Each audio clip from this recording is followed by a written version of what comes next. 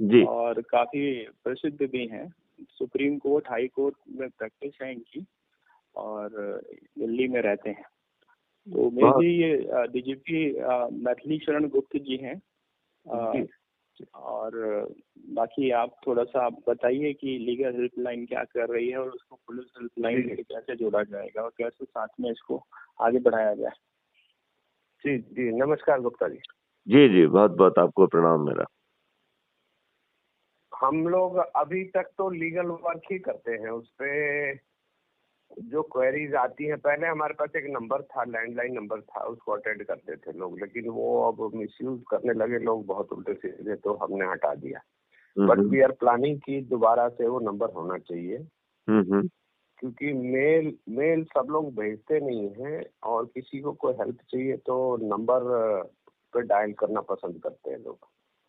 Okay. हमारे पास अभी queries legal ही ज्यादा आती हैं, या केसेस होते हैं, या डिस्ट्रेस में कोई है, कोई पीएल से रिलेटेड है, या कोई छोटा मोटा डिस्प्यूट है, या जैसा भी है, तो उसको हम लोग गाइड करने की कोशिश करते हैं। ओके जी। और इसमें हमने ये भी प्लान किया था कि लॉयर्स का नेटवर्क रहेगा एक, जो लोकल, हम उसको एआई से कनेक्ट कर देंगे। कोई अगर कोई मान लीजिए किसी पर्टिकुलर स्टेशन से कोई कॉल कर रहा है कि मुझे यहाँ अभी हेल्प चाहिए, ऐसे चाहिए, तो वहाँ का कोई लॉयर जो हमारे डेटाबेस में होगा उसको हम कनेक्ट कर देंगे। ओके। ये अभी हम कर नहीं पाए हैं। ये बेसिकली कुछ लॉयर्स ही हैं जो ये काम करते हैं, लेकिन जिस लार्ज स्केल पे हम चाह रहे थे वैसा कर नहीं पाए हैं। ये हमारा टारगेट है।